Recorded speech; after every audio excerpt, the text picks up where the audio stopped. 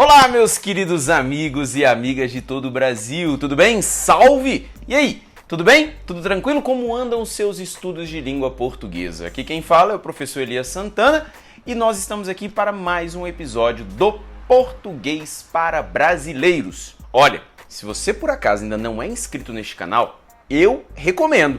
Inscreva-se no canal, ative as notificações, já deixe aí o seu like, o seu joinha. Não se esqueça de deixar um comentário neste vídeo, de indicar isso a outras pessoas, porque é conteúdo de língua portuguesa de qualidade e gratuito aqui no YouTube. Ah, e eu também não posso me esquecer de falar para você me acompanhar nas redes sociais, tá? Facebook, Instagram, porque por lá eu sempre dou muitas dicas de língua portuguesa. Por lá você fica sabendo quando vão ser os meus aulões ao vivo, quando eu vou estar presencialmente em alguma cidade brasileira. Então, sempre fica mais fácil quando você me acompanha lá pelas redes sociais. Então, vai lá e me siga também. Na aula anterior, nós começamos a falar do estudo da morfologia, não foi?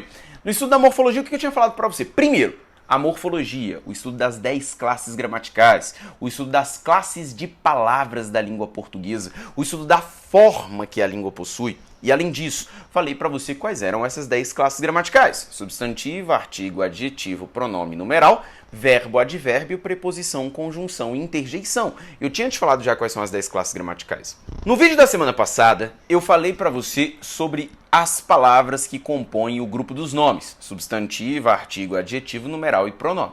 Eu agora quero falar para você das palavras que compõem o grupo dos verbos, ou seja, um novo grupo para esta aula. Dentro do grupo dos verbos, nós vamos ter apenas duas classes gramaticais: o verbo e o advérbio. Só que apesar de só serem duas, você vai entender a profundidade dessas duas classes gramaticais. Falar do verbo, pessoal, é falar da classe gramatical mais importante da língua portuguesa. E por que é a classe gramatical mais importante da língua portuguesa? Porque o verbo, das 10 classes gramaticais, é a única palavra que aparenta, que trabalha de maneira direta, tanto na morfologia quanto na sintaxe.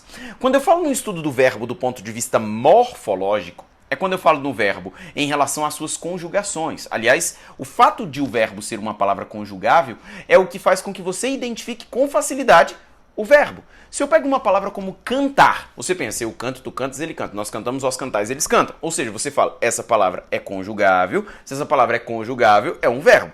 Se eu pego uma palavra como copo, você pensa: eu copo, tu copas, ele copa? Não. Então, peraí, essa palavra não conjuga. Então você não associa ao verbo. Eu vou te contar que é assim que você, quando criança, aprendeu que era o diacho de um verbo, beleza? Você não conjuga violão. Eu violo, tu violas, opa, é o verbo violar. Mas eu violão, tu violões, ele violão, não. Então o que acontece? Você associa a conjugação ao fato de a palavra ser verbo. E do ponto de vista sintático, você vai perceber mais lá na frente que o verbo tem uma participação muito importante. Até porque na sintaxe é que a gente fala de verbo transitivo direto, verbo transitivo indireto, verbo transitivo direto e indireto, verbo de ligação, verbo intransitivo. Então veja que o verbo ele vai ter uma participação morfológica e ele vai ter também uma participação sintática. O verbo também é uma palavra que apresenta flexão. Existem as flexões verbais, só que as flexões verbais elas são diferentes das flexões que acontecem com substantivos.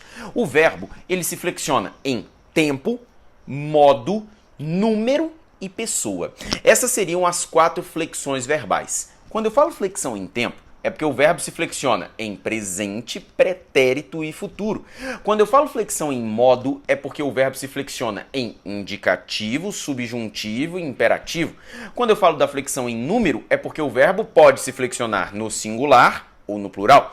E quando eu falo da flexão em pessoa, é porque o verbo ele se flexiona em primeira, segunda ou terceira pessoas. Ou seja, o verbo apresenta 4 flexões. Quando eu pego um verbo, como eu te falei aqui agora, o verbo cantar, eu canto. Opa, canto é um verbo que está, quando eu penso no tempo, no presente, no modo, indicativo, no número singular e na pessoa na primeira. Ou seja, vai ter toda essa classificação morfológica associada ao verbo. Só que eu quero te lembrar de uma coisa. O meu objetivo nessas primeiras aulas de morfologia não é destrinchar para você a fundo o que é cada uma das classes gramaticais da língua portuguesa. Então fica tranquilo que não vai ser agora que eu vou detalhar para você conjugação verbal, o que significa cada um dos tempos, dos modos, dos números, das pessoas. Não é esse o primeiro passo. O primeiro passo é fazer com que você saiba reconhecer um verbo e também saber as relações que esse verbo vai estabelecer. Lembra que eu falei isso para você na aula anterior. No momento futuro, você pode ficar tranquilo. Nós teremos aula para falar sobre conjugação verbal. E eu vou sentar contigo e falar, vamos conjugar aqui os verbos. A gente vai conjugando.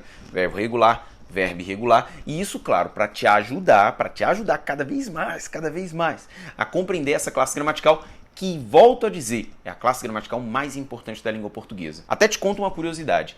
Em qualquer boa gramática de língua portuguesa, o maior capítulo de todos é o de verbo, porque verbo é um assunto extenso pra... E aí, quando a gente pensa no verbo, automaticamente a gente já lembra de uma palavra que se relaciona ao verbo, o advérbio. Aliás, o advérbio também está dentro da área dos verbos. A área dos verbos é o verbo e o advérbio. O advérbio, ele é associado ao verbo porque ad é um prefixo da língua portuguesa que significa estar próximo, estar junto, estar ao lado. E quando eu falo em advérbio, a ideia é estar junto do verbo. Ou seja, se eu fosse pensar da maneira mais inocente possível, advérbio seria uma palavra subordinada ao verbo. Lembra que a gente falou na aula passada de palavra nuclear e palavra subordinada? Então seria isso, o verbo seria o nuclear e o advérbio subordinado. Só que, como eu te falei, esse é o pensamento mais inocente. O mais inocente te faz pensar o seguinte, que o advérbio é uma palavra associada ao verbo. Só que eu vou te contar que para praticamente todas as línguas do mundo, o advérbio não faz só isso, beleza? Pelo menos nas línguas ocidentais, eu te garanto, o advérbio não tem só a função de se referir a verbo. Aliás, o advérbio, qual que é a definição de advérbio? Palavra que indica circunstância. Que circunstância, Elias? Pode ser tempo, pode ser modo, pode ser lugar, pode ser instrumento, pode ser intensidade, pode ser meio, finalidade, causa, consequência, preço. Então veja que eu tenho várias classificações de advérbios, todas classificações que são semânticas.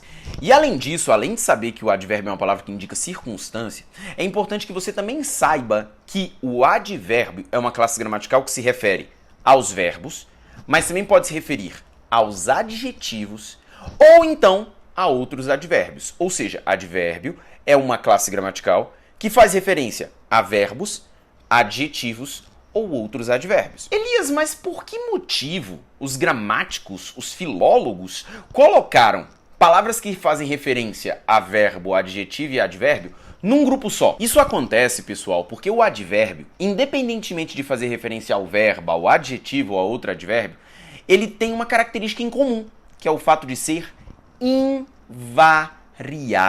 E essa é a palavra mais importante que precisa vir à sua cabeça quando você pensar em advérbio. Advérbio é uma palavra que é invariável. Elias, o que significa ser invariável?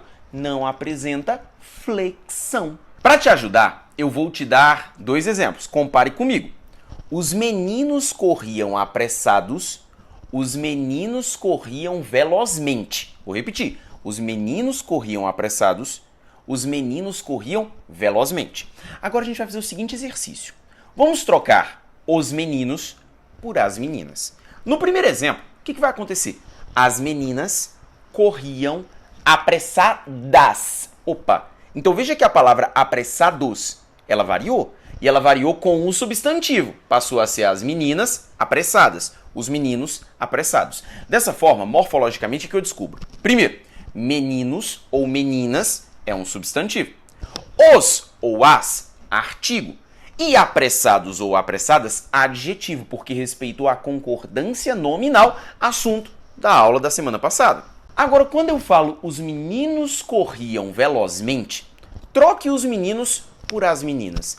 As meninas corriam velozmente. Eu não vou usar velozmenta. Aí você vira, Elias, mas por que não pode ser velozmenta se existe presidenta, parenta? Não, tem nada a ver uma coisa com a outra. Nada a ver, nada a ver, nada a ver. Quando eu falo em velozmente, eu falo que a menina corria de modo veloz. Os meninos corriam de modo veloz. Eu falo para você que as meninas corriam de modo veloz. Então, é modo, pessoal. Agora faz referência ao verbo corriam. É o modo como elas corriam. Agora, velozmente, é advérbio. Os meninos corriam velozmente. As meninas corriam velozmente. E por que é advérbio? Porque, primeiro, indica uma circunstância. Modo. Segundo, refere-se ao verbo. E o terceiro, mais importante, o advérbio é invariável, ou seja, os meninos corriam velozmente, as meninas corriam velozmente. Não houve variação, não houve flexão. Eu vou te dar outro exemplo aproveitando o exemplo que eu falei para você na aula passada. Na aula passada eu falei para você assim, ó, o garoto esperto. Eu vou colocar uma palavra a mais. Agora vai ser o garoto muito esperto. O garoto muito esperto. Flexione no feminino.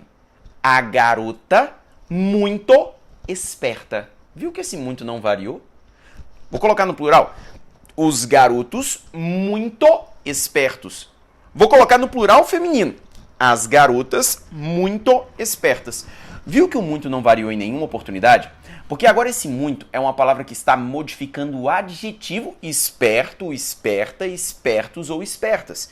Modificando quanto à intensidade. Ela é muito esperta. Ele é muito esperto. Então essa palavra invariável, que oferece uma circunstância e se refere ao adjetivo, também é conhecido como advérbio. Nesse caso, um advérbio de intensidade. E eu poderia também colocar para você o seguinte, que os meninos corriam muito velozmente. Agora eu estou intensificando esse velozmente dos meninos, o modo como eles corriam. Poderia dizer, a menina corria muito velozmente. As meninas corriam muito velozmente. Tá vendo que não houve modificação? Esse muito agora, ele foi empregado para modificar o advérbio velozmente. Então o muito funciona na sentença como um advérbio de intensidade que modifica o advérbio velozmente. Aliás, vou até aproveitar para te dar uma dica muito preciosa sobre o advérbio. Essas palavras que apresentam o sufixo mente, como velozmente, simplesmente, recentemente, são todas palavras que funcionam como advérbios. O sufixo mente na língua portuguesa é um sufixo formador de advérbio. Então, é algo que você já pode guardar aí na sua cabeça. Apresentou o sufixo mente, provavelmente você está diante de um advérbio. E dessa forma, portanto, meus queridos, encerramos esse nosso bate-papo sobre essas duas classes gramaticais, o verbo e o advérbio, que integram a área dos verbos. Agora já conhecemos 7 das 10 classes gramaticais. Não acabamos, mas fiquem tranquilos, nós teremos ainda outra aula para falar de morfologia da língua portuguesa. E não se esquece, claro, de dar o seu like, o seu joinha, o seu gostei, o seu curtir, de ativar as notificações, de deixar um comentário aqui abaixo, a sua pergunta, a sua dúvida, o seu questionamento, o seu elogio. Também não se esqueça de me acompanhar nas redes sociais e de fazer o download do meu livro Como Estudar Língua Portuguesa, e-book gratuito que está aqui na descrição do vídeo, tudo bem? Até a semana que vem. Beijão e até a próxima.